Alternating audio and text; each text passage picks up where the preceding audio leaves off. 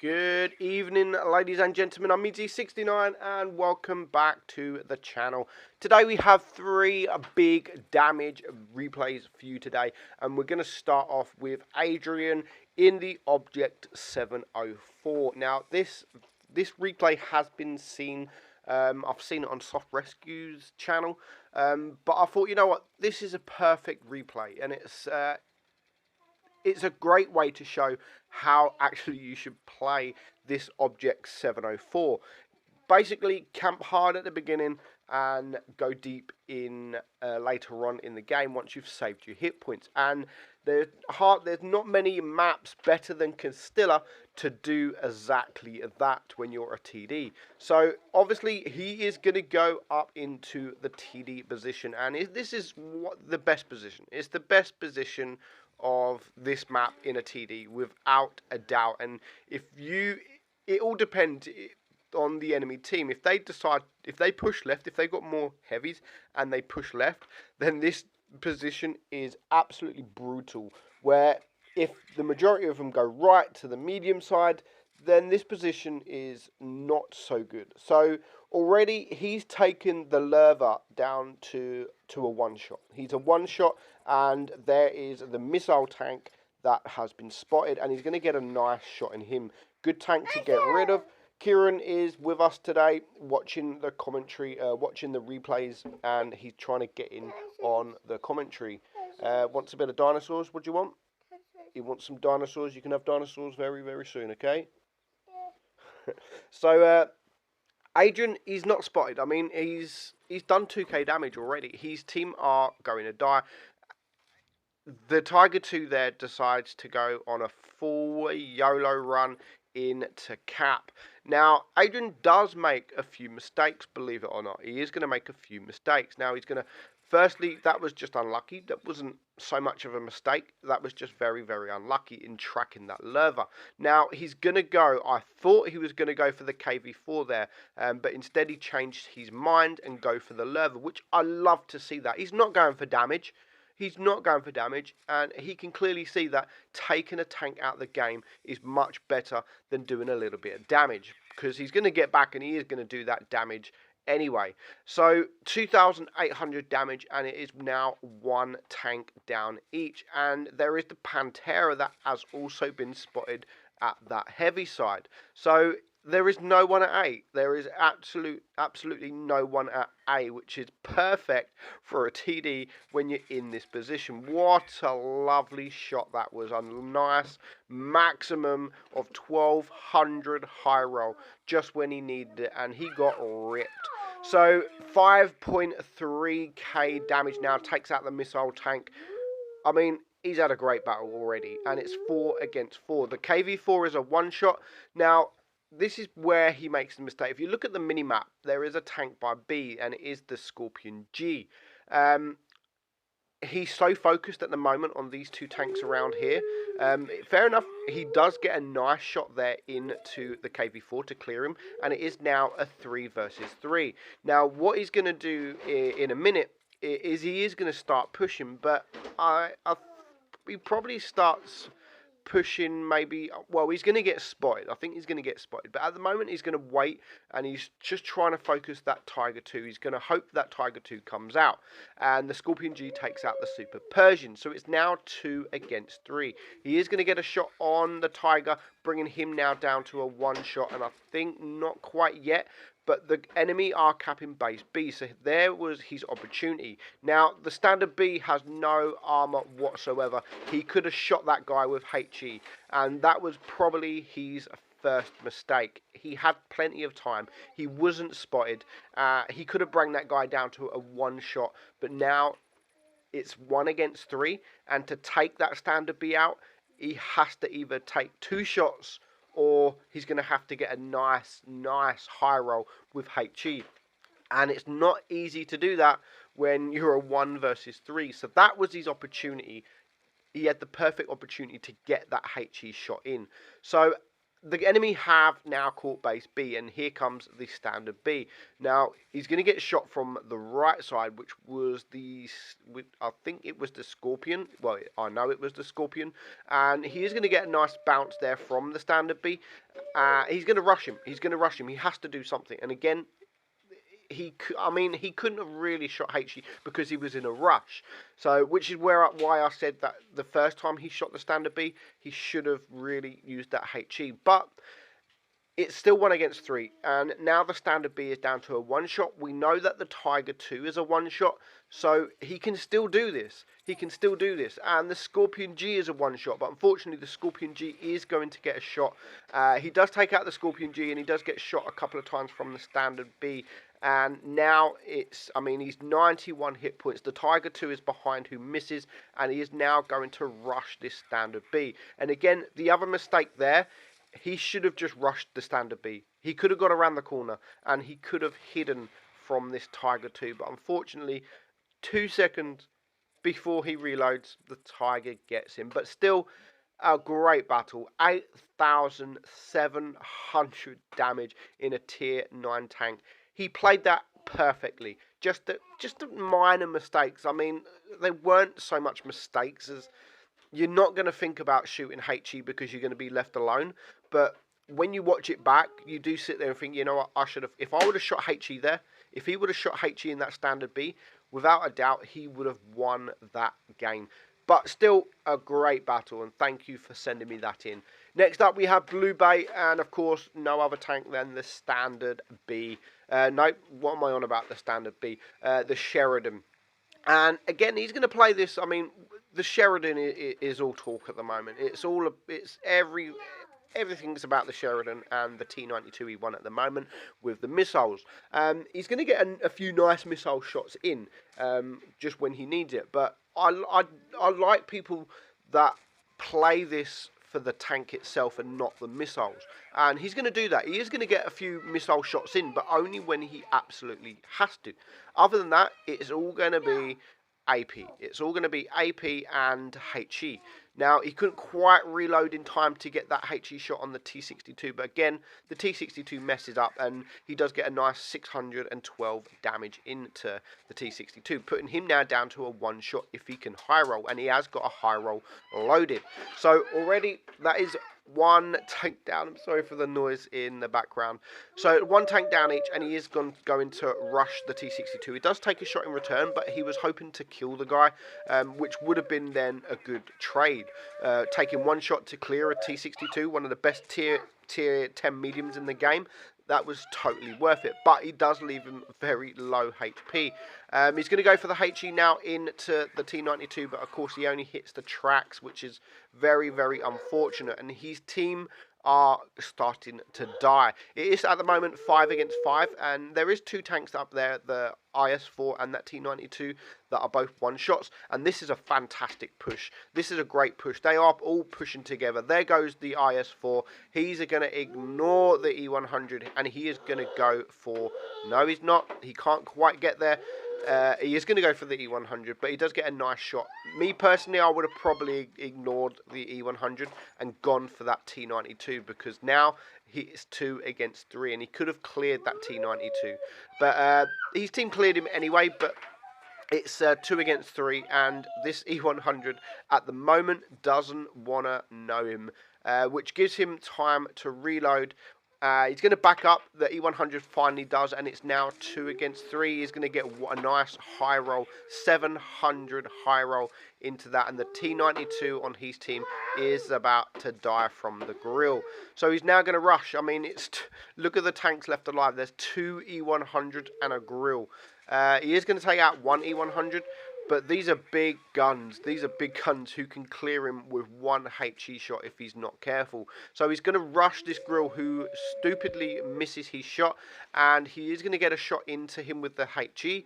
727 damage, but now he has to run away. He has to relocate, because if he's going to get shot there, and this is what this tank's all about. That HE shot from the E100 there, and with the spaced armor, it does less than 400 damage, but that 400 damage does now put him on a 1-shot.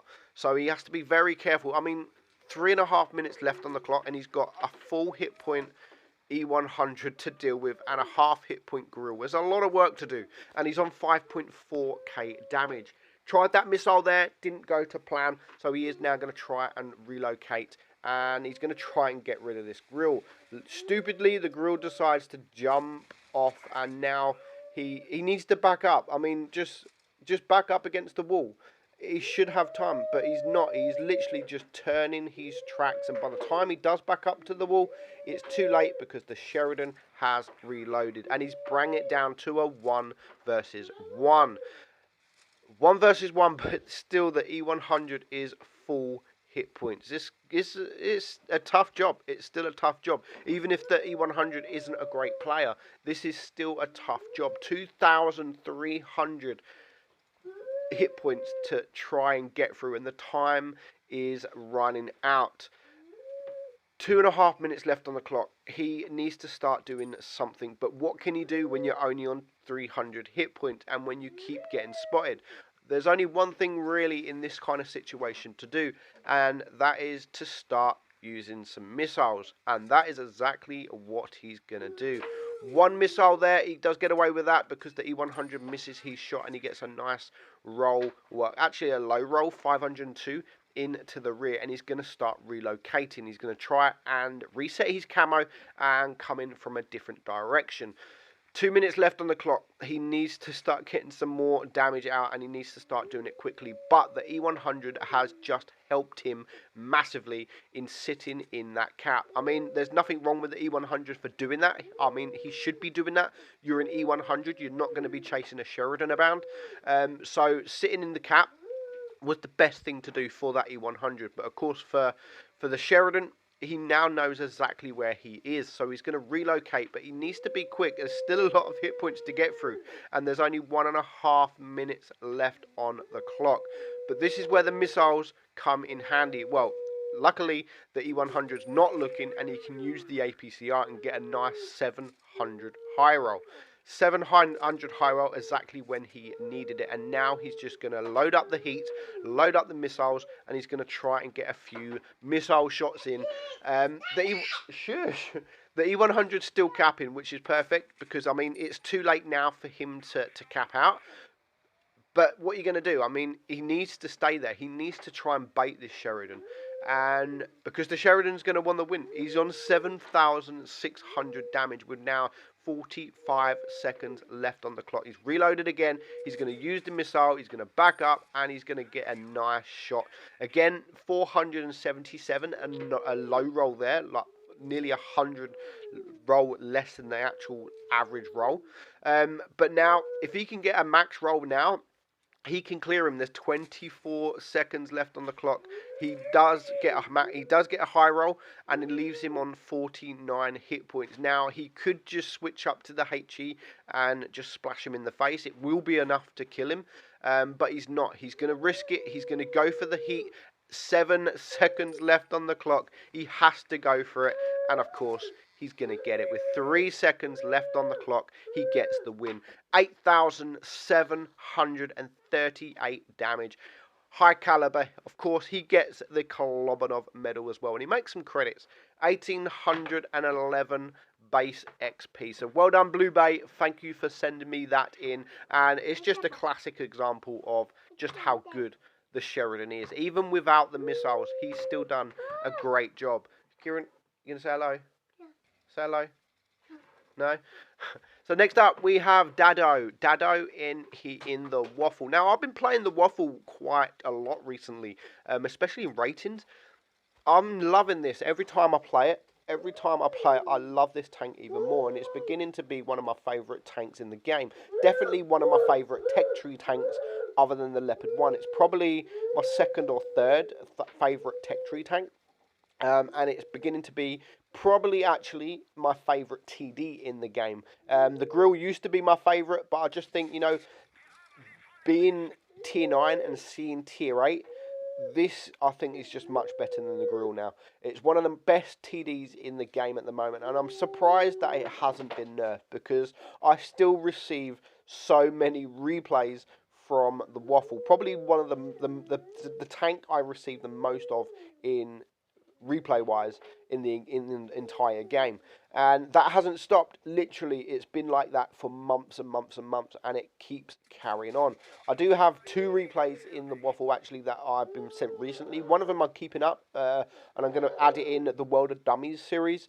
So keep a lookout for that. That will be coming very, very soon, within the next few days, maybe a week or so, whenever I get time to record it. So Dado, he's in a tier 8 game. The best thing about the waffle, that it can actually hold its own in tier 10. Kieran, shush. Shh. It can actually hold its own in tier 10, and that's what I love about some tier 9 tanks, especially the waffle. When it's in tier 8, it's an absolute beast, and it's just amazing. But it's also amazing in tier 10 as well, so you don't mind the matchup when you are up against tier 10s.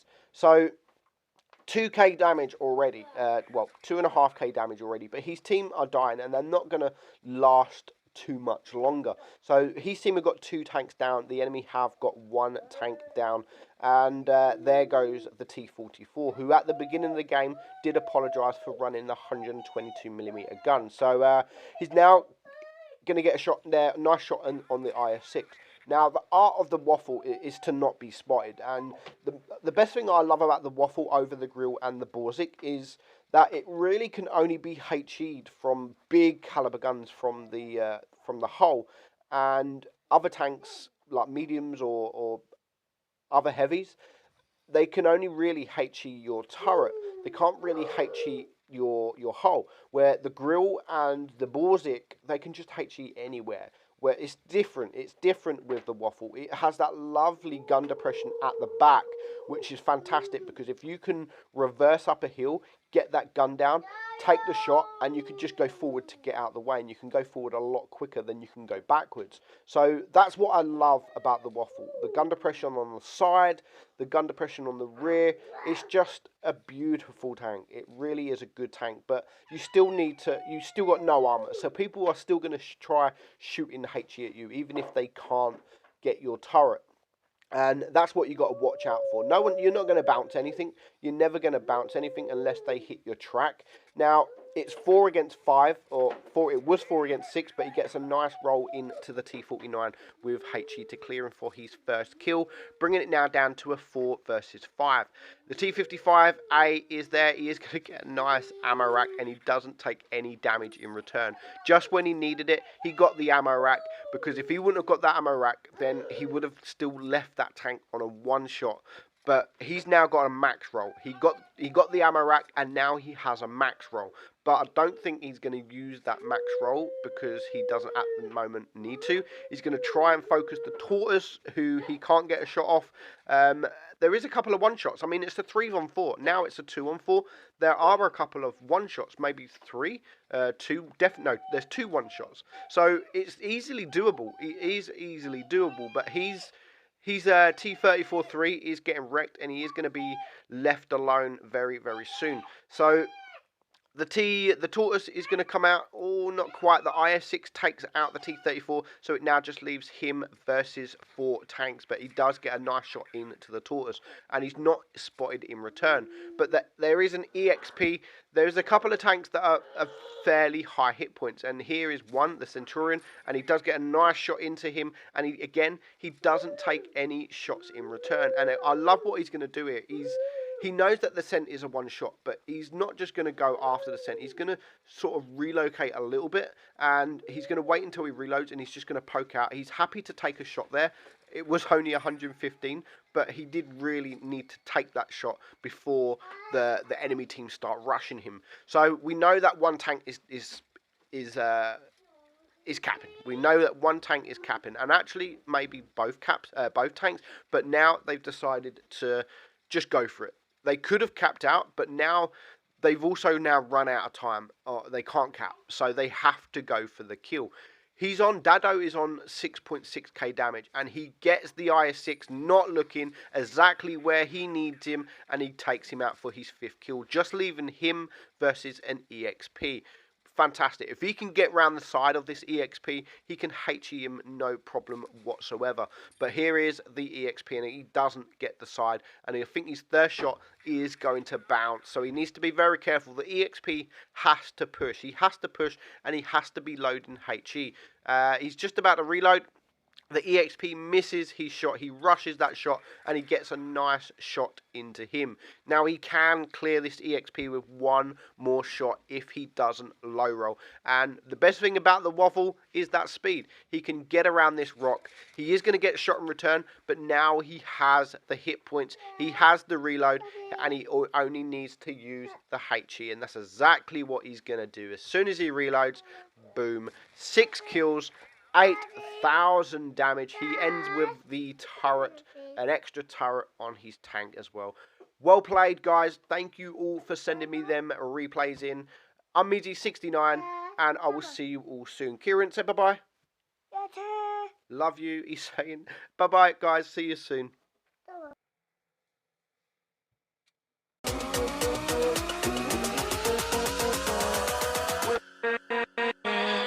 With